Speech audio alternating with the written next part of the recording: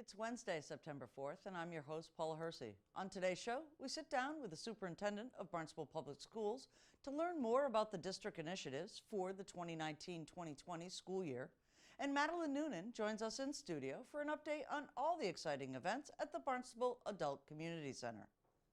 Now for a look at municipal and legislative notes. Barnstable residents, become involved in your town's government. Apply for a position on a board, committee, or commission. For more detailed descriptions and responsibilities of the committees listed, please contact the Town Council office 508-862-4738. New logo and website, new councils and advisory groups, vaping and cell phone use, and new faces, all in our deep dive interview with Barnstable Public Schools Superintendent Meg Mayo-Brown. It's another school year, Meg. We are ready to go. Barnstable Public Schools start on August 28th this year. That's right, Paula. We are ready to go. We're welcoming back all of our educators. They come for the first 2 days, Monday, Tuesday, and then over 5,200 students arrive on Wednesday for Wednesday, Thursday, and then we have a bit of a 4-day weekend for everyone, and then we're right back in it. Right back in it. The weather's going to cooperate this year, so kids, don't get your hopes up. Summer is over. Right. Well, I am crossing my fingers that we have no heat days this year, and then we can open on schedule. Right. Yeah. So there's been a number of changes. Specifically, let's start with some collateral changes. You have a new logo and a new website this year. We do. We spent last year working on a new theme for the school district, and that is really has come together. Our new theme is Achieving Excellence Together, because we do this work together, meaning with our students, with our parents, with our educators, and with our community, that this work of educating over 5,000 students isn't done in isolation. So our slogan is Achieving Excellence Together. Folks should see a new logo with that. It's sort of a blend of a star, but really it's two people. It's a very interesting logo. So when we launch it, I'm very curious to receive some feedback. We had experimented with a number of different logos last year, and nothing was really, I put it out to all of our educators and staff and said, what do you think of these two options? It came back 50-50, which to me kind of means like, eh. So we went back to our drawing board, and I'm very excited about the logo and particularly our slogan to open this year. And to blend that into a new website, it seems ubiquitous now in everybody's lives, parents and students. They really use the website as a tool now. That is so true, and we wanted our website to reflect our new logo, our new motto, but more importantly, make it more user-friendly to parents and students. So when folks go on our website, they'll see a tab at the top for parents, for students. We have resources on all of those pages that both groups should find pretty easy to use. Right. And you started this conversation with achieving excellence together, and to that end, you've developed two new groups that will probably help that initiative. Tell us a little bit about those two new groups. Sure. It'll be we're also launching a monthly newsletter that will go out to all parents and our high school students. And in the newsletter that's being released this week, readers will be able to see that we're launching two groups, as you described. One is a district advisory council. So that is intended to be a council made up of a variety of stakeholders in the district. Again, parents, community members, students, to talk about the direction of the district and how we need to continue towards our vision of achieving excellence together. The second group is for educators. It's an educator advisory cabinet that will create a feedback loop with me, so I can hear directly from our educators what's working, what do we need to continue to work on, where do we need to make improvements, and so we'll be meeting on a regular basis with our educators. And both groups are voluntary. They'll see on the website there's a place to sign up, and then we'll be back in touch with folks once we actually launch both groups. Right. And did these groups come out of some type of visioning session that you had? Yeah, so in the spring, I held what we referred to as Keep, Stop, Start sessions at all schools. And it was an opportunity for me to hear directly from our educators and staff, what should we keep doing in the school and or district or your department? What should we stop doing and what should we start doing? So we collected all of that data. We've analyzed that data over the summer. We met with principals to say, let's take a look at this data together. How can we continue to improve Barnstable Public Schools? And again, listening to our stakeholders is our primary vehicle for getting that work accomplished. And so to launch formal groups as a sort of a, as a continuation of those listening sessions, I feel is very important. And there's lots of different issues that face the schools, and it seems as we go through the 20th and 21st century, those issues get more complex. Specifically, cell phone use and vaping seems to be on the rise in all of our schools, especially through the middle to high schools. What is the school district thinking about addressing some of those issues this year? So I want to launch again stakeholder groups that really can help us grapple with these two issues. If we take vaping first, as you said, it's become, I know it's really become an epidemic, right, particularly for adolescents and teenagers. We grapple with it during the school day in terms of students finding opportunities to vape. Previously, I would say we've handled it from a disciplinary perspective. And we will continue to do that, right? It is having a tobacco product in school is against state law. It's very clearly defined in our student handbook in terms of what are the consequences when that occurs. However, we cannot ignore that students may be addicted to nicotine, right? And that's why they're vaping in school. So in addition to disciplinary measures, I think we need to take a hard look at how can we help students through cessation programs or educational programs. And if we're going to send students to school on Saturday as a disciplinary measure, maybe we need to take better advantage of that time, and it should be more of an educational opportunity rather than a disciplinary, just solely a disciplinary response. Students are in school 6 hours a day.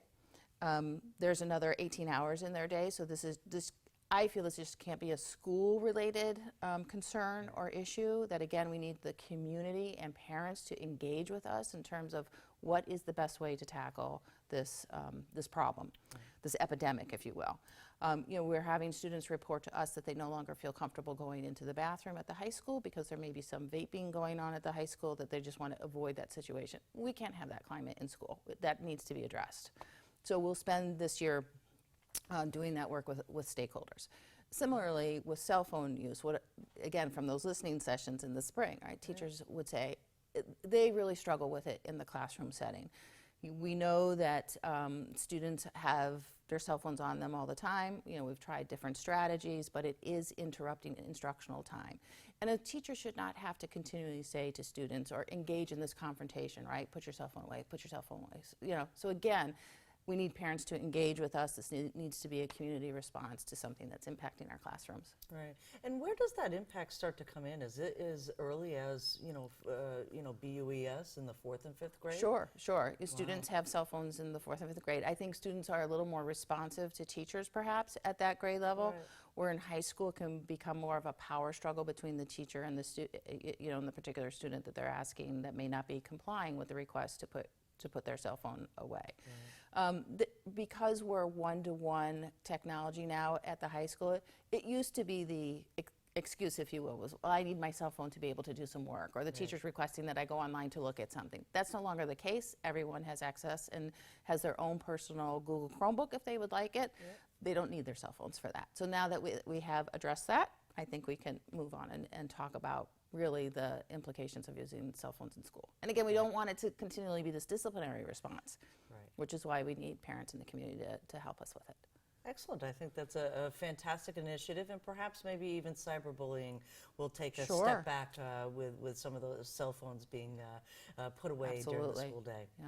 Excellent. And talking a little bit about that younger class, you've also gone through an athletic study recently, have found that interscholastic sports in our middle school in BIS are going to be expanded this year? Yes. So we contracted with Northeastern University. We've received the report.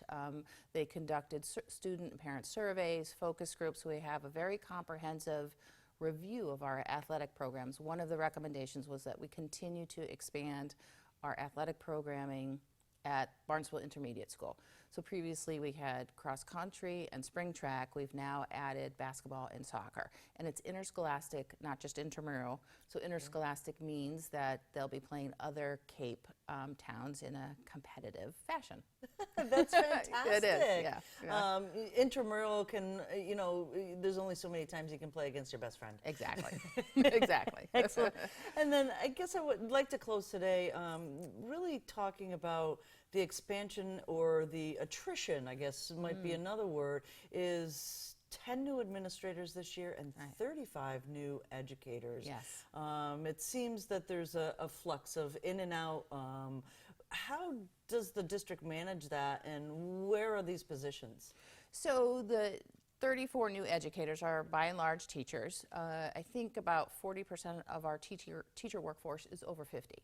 So we're going to see these types of retirements happening every year, which is why it's critically important for us to be out there recruiting. As you know, there are sort of challenges for living and working on the Cape, and we need to get the word out that it's a great place to live and work, and there are ways around some of the challenges in terms of housing and whatnot. So we're doing a lot of recruitment efforts. It's also important to me that we're recruiting educators of color. 30% of our students are students of color. We want to be sure that we are including educators of color across the school system. So it's important to recruit in that fashion as well. And I think we should expect that we're going to have, on average, 40 new educators a year, just based on the age of our educator workforce right now. So by and large, our new teachers they've come from all over the place, which is exciting. And 10 new administrators. For example, we have a new associate principal for student support at the high school. He actually is from the Boston area, is relocating to the Cape. So those are the we're able to recruit in that fashion. So we have 2 new principals, a new principal at West Villages Elementary School, Mary Zainoon, and then Kathy Milne is the new principal at the Barnstable Community Innovation School. So 2 new principals as well, a new assistant principal at Barnstable Intermediate School. So sort of a range across the board. But it's always exciting to work with folks that are new to the district because we're able to talk about our vision of educating the whole child, our core values, the work that we're trying to do in terms of supporting all students to learn and achieve. And they're here today with us, and it's great to be able to work with them. Right. And I guess this just came up just because you said that. This is the first semester, basically, first school year that the Innovation School is open. That's right. That's right. That's right. It's so exciting. It is. It is. It was a great transition from the Horace Mann Charter School to an innovation school. Went very smoothly. Kathleen Milne, the new principal there, was the math specialist and now has assumed the role of principal. So sort of a seamless transition there. In terms of their enrollment, strong enrollment, good numbers. The word is out that it's open to all 7 villages, so families are enrolling their children, and yeah, it'll be exciting to watch this year. Great. Any message for students? Welcome back. Director of Barnstable Senior Services, Madeline Noonan, joins us in studio to discuss a recent rebranding and visioning for our older Barnstable residents and the center they spend their time at. Things are thriving at the Adult Community Center. Here with me, Executive Director Madeline Noonan. It never ends over there. So the Senior Center now has gone through its name change. It's all the collateral's been changed, signs have been changed. Talk to us about the change of the name. Yeah, I have to say, I think it was just a pretty smooth and seamless transition. Now that we've had a couple of months since we've shifted our name, there hasn't been a lot of challenges. I think for the first couple of days, probably the most difficult thing for us was answering the phone and saying good morning Barnstable Adult Community Centre instead of the Barnstable Senior Centre. But I have to say everybody has embraced it, and I think because we talked about this for so long and it was such an involved, lengthy, deliberative process with the community and engaging all of our stakeholders, I think by the time it actually was officially announced, people had become so used to it anyway. So at this point, everybody, we've moved on. We're excited about what the future holds. We feel like, this has already benefited us in many ways in terms of, what our overall goal goal was, which was breaking down barriers to people participating. And what people are telling us, it's a lot easier for them to come through our doors. They feel a lot more welcome to come into, you know, an adult community centre as opposed to a senior centre. So that's been really exciting. We've gotten a lot of great publicity out there about this. This is something that other senior centres are watching very closely. Every year, our state association of councils on aging throughout the state of Massachusetts hosts an annual conference, and we are actually going to be co-presenting with the City of Boston, because they also did a big rebranding campaign this year. They changed the name of their Commission on the Affairs of the Elderly to the Age Strong Commission, and so that was a big deal. That got a lot of national recognition because obviously Boston being a big city, but for us to be able to, alongside them, talk about, you know, why we did what we did, and, you know, sort of the process that we went through, and we're going to focus on the importance of engaging the community in decision making with that. So that's really, you know, exciting for us too. So a big part of our, you know, revitalization and reimagining, you know, was coming up with a new tagline that was really fitting for what we do, and we put a lot of thought into that. It was talking, you know, about when we look at the impact of the programs and services that we offer, you know, what effect does that have on people? And we look at, it's helping them to continue to thrive as they age. So, you know, oftentimes when people hear the word thrive, they apply it to plant life or young children, not necessarily, you know, people that are aging, which we're all aging regardless of our age, but we felt that that was something really interesting to explore. And when we asked people, you know, around the facility and out in the community what the word thrive meant to them, a lot of what we heard was, you know, keeping on going, you know, continuing to grow and stay engaged. And so we got so much positive feedback from that word that we thought, well, that's one word that really sums up the totality of everything that we're doing. Whether it's somebody that's coming in learning a language or taking a fitness class, somebody who needs transportation because they can no longer drive, or a caregiver who needs, you know, a safe place for their loved one, you know, to be in so they can continue, you know, to go about their life. Everybody's thriving as a result of that. And, you know, what we really liked about that theme was that, you know, if we're thriving as individuals, our community is thriving, the facility is thriving. And so we thought, why not embrace thrive with us? You know, come in. It's a welcoming, inviting term.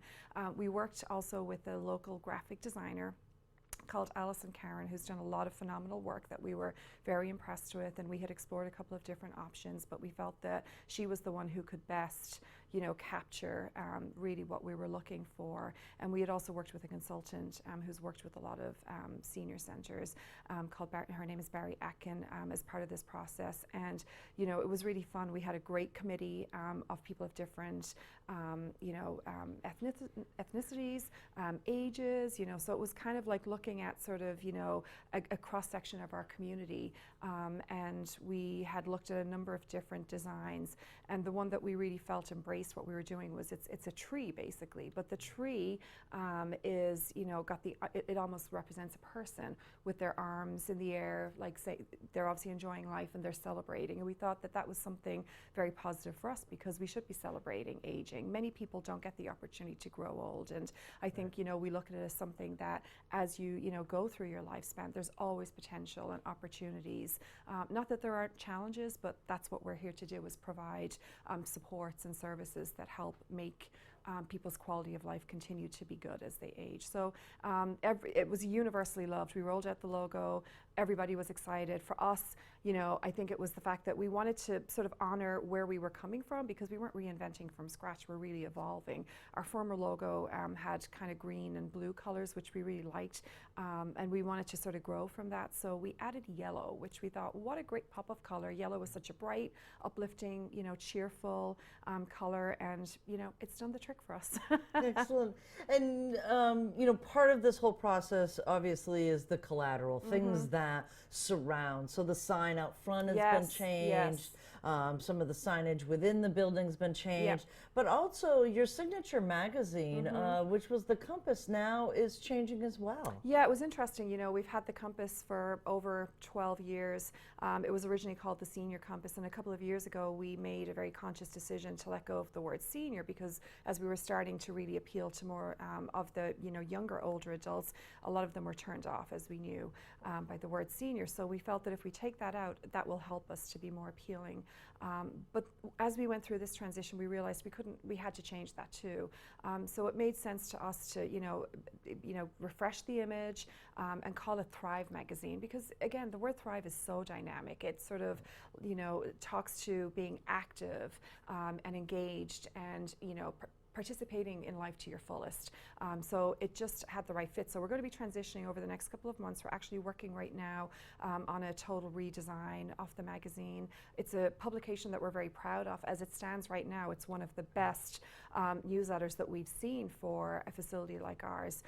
But we're committed to making it even better and more engaging for our readers and our subscribers. And there's just so much going on at the Adult Community Center. I mean, from top to bottom, there's always some activity there, but there's also a full facility building that needs maintenance. Yes. So this fall is time to do some of that maintenance. This has been a really busy year. As you know, we just celebrated our 20th anniversary a couple of months ago, and as we've looked, a lot of the like we've tried to keep up over the years with the maintenance and keeping up with the facility improvements, because again, that aesthetic that people get when they come into the building is really important in terms of giving them a positive experience. We've with the DPW, we did a lot of work in our grounds leading up to our anniversary event, and we've gotten so many compliments there. But also within the building, one of our areas that really needed to be addressed was our kitchen. It was original to the construction, and it gets a lot of wear and tear because we run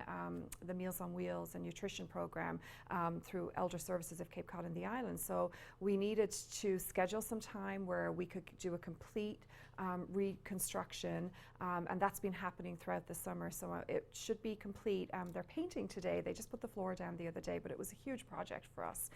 So we're hoping in the next couple of weeks it will be done, and we'll be able to get the the programs back up and running in there. And also, one of the big things that was approved a couple of years ago that we had been seeking approval for was to have a generator installed in the building.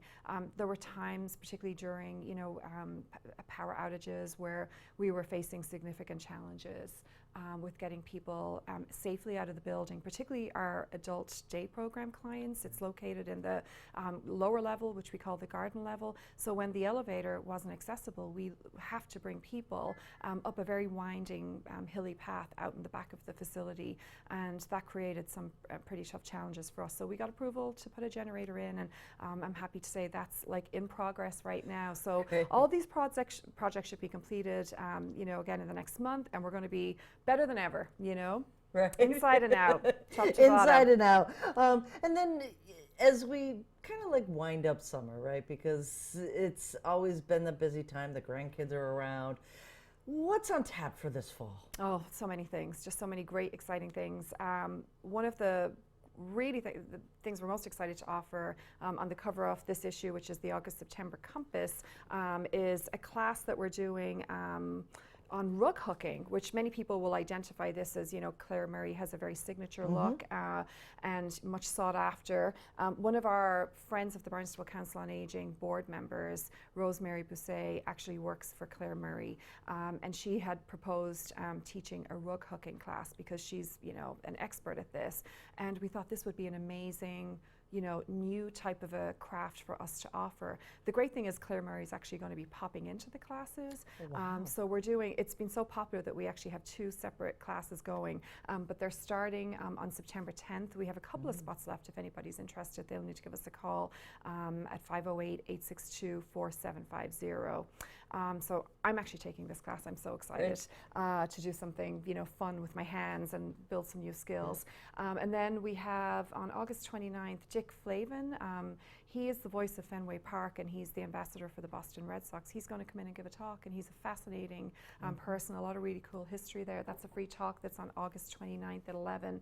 And then another important topic and workshop that we're offering is with Anastasia Welsh-Perino, who's the registrar of the Barnstable Family and Probate Court. She's given a number of talks before. She's amazing. Right, the information really that she shares, you know, and it's one of those topics that a lot of people really, you know, don't think about. And then, unfortunately, when catastrophe happens, you know, if your estate has to go through probate, that is a messy, messy situation and very time-consuming. So she's going to come in and talk about why you need to have a will, and that's on September 4th at 1:30. So we encourage anybody to come in and participate in these talks. There's so much more going on. It's all in the magazine. Too much to mention here, but there's lots of great things. Evening programs. We started a new outdoor adventure program where we're going on hikes and getting to know our you know, surroundings a little bit better, which is a lot of fun and a great opportunity for, you know, social connection as well. Fantastic. It just sounds like you're thriving. Never a dull moment. We sure are. Excellent. Thanks so much, Paula. Maddie. Thanks. Thank you. Up next, things to do, places to go, and people to meet.